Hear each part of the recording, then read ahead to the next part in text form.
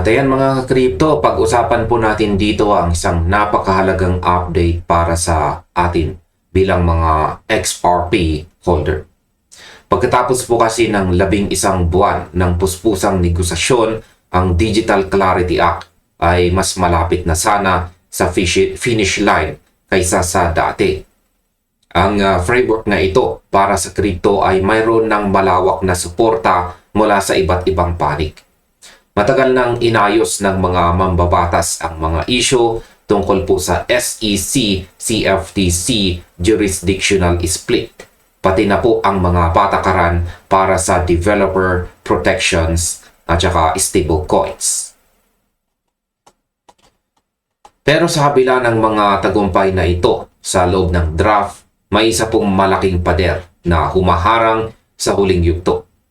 Ayon po sa analysis ng crypto commentator na si Bank XRP sa kanyang pahayag sa X at mula po sa mga huling report, ang kapalaran ng bill na ito ngayon ay nakasalalay sa isang political na labanan na walang kinalaman sa crypto framework mismo. Isa pong issue tungkol sa ethics provisions ang nagpapatigil sa buong proseso. Kaya sa video na ito ay pag-uusapan po natin kung ano ba talaga ang nangyayari sa Senado, bakit nabitin ang pagpasok nito bago ang August recess, at ano ang direktang epekto nito sa kinabukasan ni XRP. At simulan po natin sa ating unang katanungan kung bakit naipit ang Clarity Act sa ethics provisions. Para maintindihan po natin ang sitwasyon, kailangan nating balikan ang mga revelasyon ni Senator Cynthia Lummis sa isang panayam sa Fox News. Kinumpirma po niya na ang mismong ethics provision na isiningit po sa draft ang pangunahing balakid ngayon.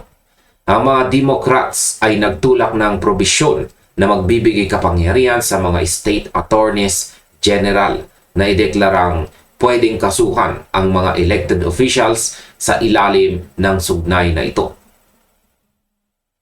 Pero tinanggihan ito ng mga senador dahil sa isang pangunahing dahilan. At yan ay kung papayagan nito, mabubuksan ang bawat miyembro ng Kongreso, bawat senador at pati na ang bawat federal judge sa sunod-sunod na litigation mula sa mga AG or Attorneys Generals ng ibang estado. Ayon kay Senator Lummis, ang probisyong ito ay hindi dapat idisenyo para sa isang tao lamang, kundi dapat patas na magsilbi sa lahat ng tatlong sangay ng pamahalaan sa paglipas ng panahon. Ngayon sa aking opinyon, kitang-kita po natin na ang politika ay palaging nakikialam sa technology at saka finance. Kaya para sa akin, nakakabigo ng isang batas na magbibigay ng malinaw na gabay sa buong industriya ng cryptocurrency ay naiipit dahil lamang sa personal at partidong hidwaan sa Washington. Ang framework ay handa na. Ang mga eksperto ay nagkasundo na sa technical na aspeto, pero ang power struggle ang pumipigil sa progreso. Kaya bilang mga nag-aabang kay XRP, masakit isipin na ang mga external factors na tulad nito ang nagtatakda kung kailan tayo magkakaroon ng legal clarity. Ang ethics debate na ito ay naging isang pader na mahirap gibain dahil ginagamit itong instrumento ng magkabilang partido para sa kanilang sariling interes sa halip na isipin ang kabutihan ng buong market. Ngayon ay ano naman ang papel ni President Trump sa kontrobersiyang ito?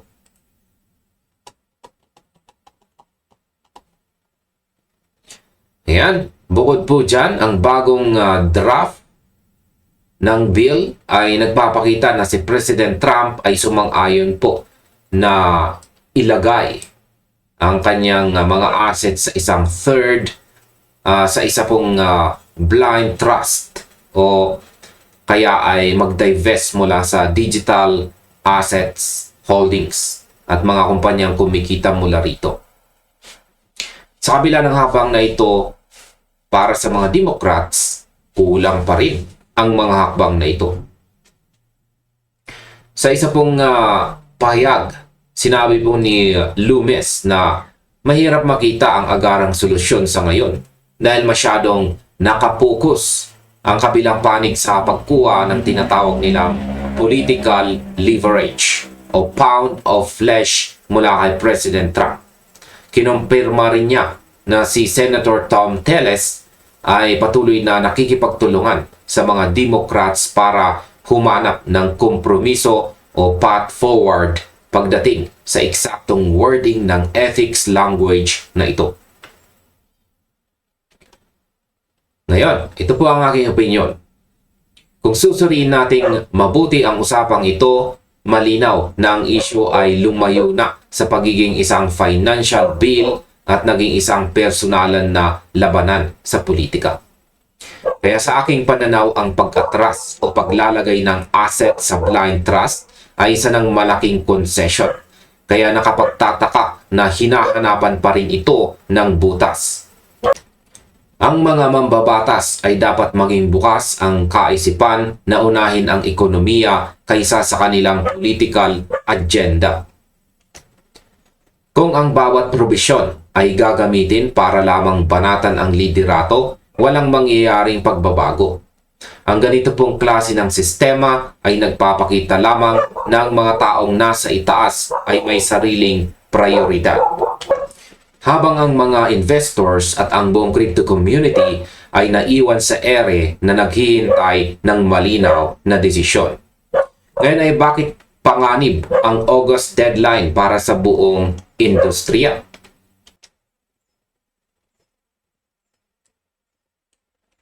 Isa po sa pinakamalaking dahilan ng pagkaantala ay ang nalalapit na schedule ng Senado.